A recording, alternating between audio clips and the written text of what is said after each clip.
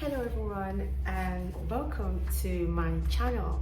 My name is Binny and I currently live in Ireland. In this video I'm going to talk to you about my most recent travel to Cancun, some of the things that I learned that I hope would be of value to you if that's something you're considering, yeah, some of my experiences and the reflections that I have. And I'm guessing if you've clicked on this video is because you're either interested in Cancun as a destination, you're doing your research, or maybe you just like YouTube videos in general like I do, so that's fine too. So I'll talk to you about a couple of things that helped me in planning my trip, some of the things I learned, some of the things I did, and things that I wish that I did. And I hope, like I said, that all of this information is useful to you in your preparation for Cancun.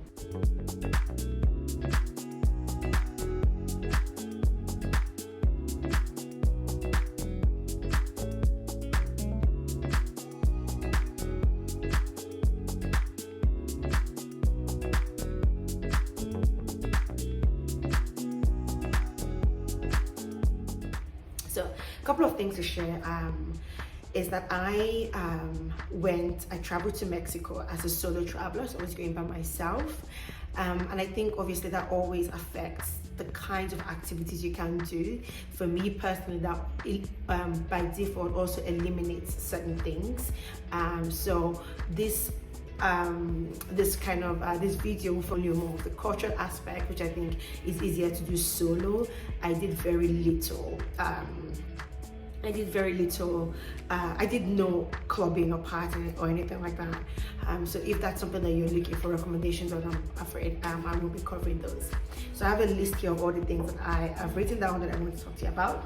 So the first is taxis. On arrival in Cancun, keep in mind that the way Cancun is set up is you have, like, once you arrive at the airport, as soon as you get out, you have like so many taxi drivers waiting outside. And obviously, you know, a lot of people that are coming into that airport, most of them are foreigners. So they know that, and the taxi drivers in Cancun have a reputation for, you know, inflating the prices of the taxis. They usually know meters, and you have to haggle. If you want to avoid that, which is really what I would recommend, see if you can have your hotel or wherever it is you're staying arrange a taxi for you. I believe the rate for, when I was doing my research, the rate for taxi from the airport to the hotel zone, I don't know about downtown Cancun, I stayed in the hotel zone, was roughly around maybe 400 to 500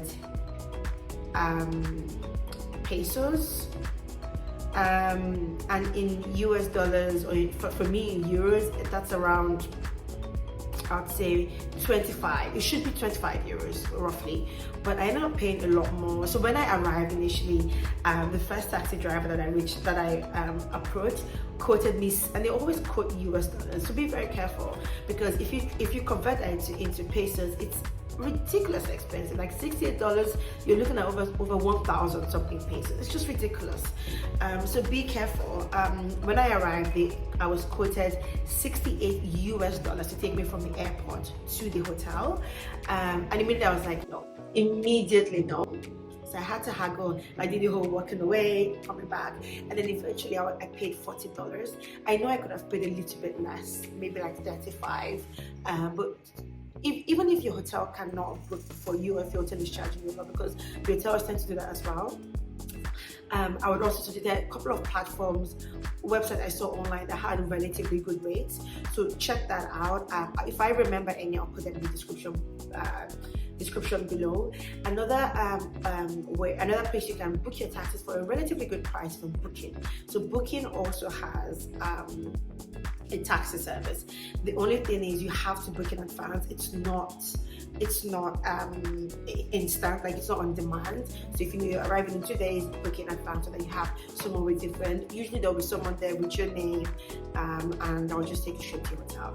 I find that it just eliminates a lot of hassle. I would highly recommend booking a taxi in advance. hotels, where to stay. Also, I want to apologize. I'm filming in front of a window to maximize light, and there's a street right below me, so apologies. So hotels, where to stay in Cancun. Cancun, for most of the accommodations, they're divided into two parts: in the hotel zone and downtown Cancun.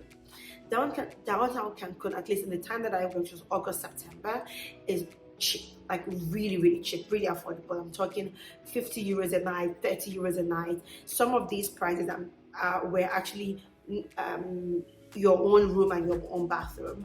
And then it goes even cheaper if you're willing to share a bathroom, like a hostel kind of vibe. So you can really save a lot of money by, staying kind of in like a low budget accommodation. But they were decent, like there were loads of decent accommodations in downtown Cancun. As I was traveling by myself, it was my first time in Mexico. I just didn't feel very comfortable being downtown for some reason. I don't really know why, but I just felt a lot more comfortable, and many people had said to me, just stay in the hotel zone.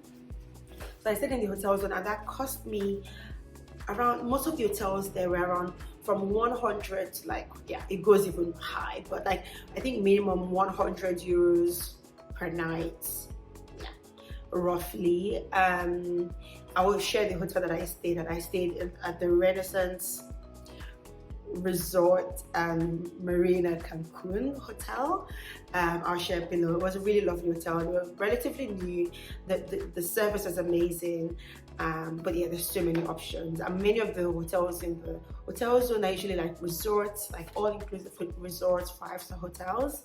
But you also have like a lot of medium tier hotels. So depending on what your vibe is, if you're traveling if you're not traveling by yourself, and you're not worried about where you're going to stay, you're going to be out most of the time, then maybe just check out the hotel zone. If you're by yourself and you're like me and have like zero risk, it's not zero risk tolerance, but a bit cautious, that I really like being in the hotels. I like the hotel vibe than the hostel vibe. I'm really not a hostel person in general, but I think the two options are there. You can kind of tailor that to what works best for you. I hope that was helpful. Restaurants. Obviously, Mexican food is amazing, and in Cancun there are loads of options. The only recommendation I have here is actually not a recommendation about restaurants, but just be careful about certain restaurants that are tourist traps. Keep in mind that Cancun sees a lot of tourists. So I found that there were some really great restaurants, small, big, that were really amazing. And there were restaurants that really seemed more tourist trappy, so be careful of restaurants that have very high ratings and a high number of reviews. I'm talking 4.7 rating, 3,000 reviews, or 2,000 reviews, because I feel like they're just tourist traps, not very authentic food. So I'll just keep an eye out for that. I had a bad experience, well, not a bad experience, but I went to this restaurant called Fred's, which I'm sure is a great restaurant, but I just didn't find it to deliver what I wanted, and I went because it was highly rated, and I didn't have the most experience. The food was relatively bland up with pictures. I didn't enjoy it at all. The food just was not great. I had a taco with battered fish. The battered fish was absolutely tasteless, and then I also had a tumbuda rice or something like that. For me, it felt to me like a twist on paella. It was kind of like a seafood broth with loads of different seafood options like clams and mussels, shrimps and crab and rice.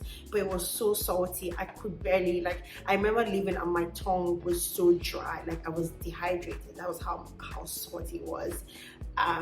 The service was fantastic, but the food wasn't great. So I'll keep that in mind. ATM charges. In my hotel had an ATM, and the charge every time that I withdrew money was 174 pesos. I don't know how much that is in euros. I'll insert here in the video, but it was expensive, and I didn't realize that initially. I only realized it after a couple of ATM withdrawals. So I would say do keep that in mind. I don't know actually if in other parts of the city it's cheaper. I reckon it would be, but it was so expensive. So if you're staying in the resort, be careful of those extra charges. It was a surprise to me, and it makes sense. Like, the ATM is in the hotel, they know that many people taking out money are foreigners, so you know, they may not notice or may not be concerned by that, but I just really hate being ripped off, and it really felt like a rip off. Whilst when I traveled to Oaxaca a couple of days later, I withdrew money from an ATM at the airport and it was like 30 pesos charge. You see the difference there. So keep that in mind. If that's the case in your hotel, make sure you just withdraw all the amount of money you're going to need, or go or find somewhere that has cheaper withdrawal rates. Season, oh my god, so important. I went to Cancun in August, and I went to Cancun in August, end of August, beginning of September, and it is hot. Like, it is so hot. I also went to Chichen Itza. I'll put a video here. I really enjoyed my time in Chichen Itza. Well, not my time, but I enjoyed visiting Chichen Itza. It's one of the new 7 wonders of the world, and it's absolutely a must visit if you're in Cancun. And oh my goodness, it really was the hottest temperature I've ever experienced. It goes up to 35 to 40 degrees. It was hot, and not only is it hot, it's humid. It's humid as, like, so humid. So definitely think about that if you're going to go in this period, because the pro of traveling to Cancun in this time of the year is that things are a lot cheaper.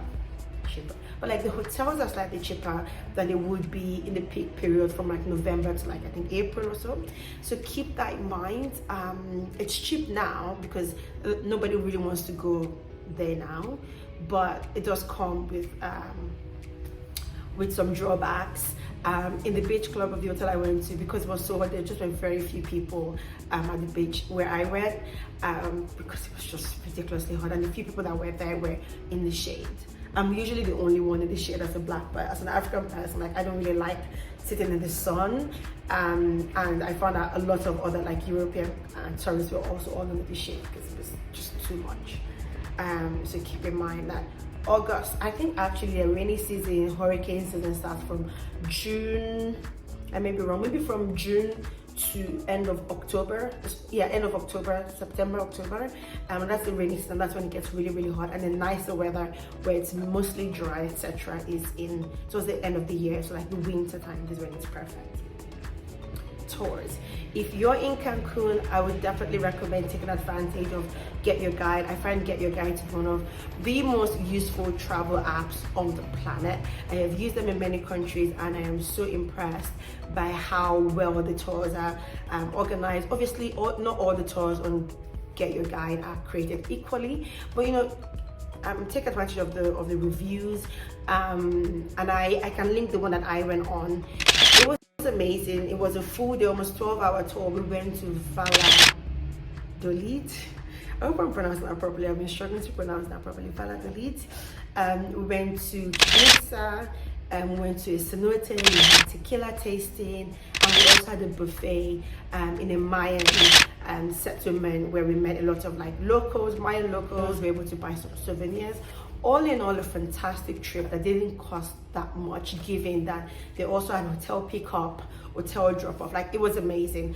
I sometimes, when I'm going to like cultural things, it can be quite exhausting to plan by yourself if you're like me and you're traveling by yourself. Obviously, I think the best way to discover Mexico is with a car. If you could drive around, do a road trip and save yourself the hassle. But if you can drive, if you can't drive, or you can but you can't be bothered, take advantage of these tours. They just tell you where to be at every time, at every point. You don't really have to do much. So that was really great, and I would highly recommend it. Another tour that I would recommend that I didn't go on, but I would have loved to if I had more time, was the tour to Tulum and Playa del Carmen and Cuba and another cenote. So really beautiful tours. I would say have a look on Get Your Guide and see if anything springs to mind, if anything interests you. There are many options there. Also a lot of water activities, tours to Isla Mujeres, snorkeling tours, name it. I don't know how to swim yet, so a lot of the water activities were not interesting for me at the moment, but you have a wide variety of options, not only on Get Your Guide but also on Airbnb experiences. However, I have a preference to Get Your Guide.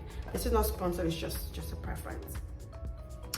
Yes, I think that's everything I wanted to share. I also want to talk a little bit about my hotel. I said, like I mentioned, the Renaissance Marina and Resort, Renaissance Resort and Marina Hotel in Cancun. They were amazing. Everything was great. The rooms were lovely. and they have a shuttle. They don't have a, it's not a beachfront hotel, but they have a pool because they have the marina, but they have a beach club that's not too far away, where a shuttle essentially takes you for free. It's like 5 minutes away. Really cool. I really enjoyed staying there. What else? Yeah, Cancun was great in general. I'm going to use a couple of videos, but I had a great time. I spent most of my time, majority of my time was spent just relaxing, so I don't have a lot of videos from downtown. I spent time at the beach, next to the pool, and then went on the tour. So it was a very short trip, but I just thought I'd do a quick video, highlight some of my learnings and experiences, and hope that helps you as you plan your journey to Cancun. Well, thank you so much for listening. I hope that this was useful to you, and you know, I really wish you a great trip to Cancun. You're absolutely going to love it. Because if you found this helpful, do let me know. And if you are going and you have any tips to share, please share below. I think you can never have enough information when you're planning a trip. Thank you so much again for being here. Have a lovely day.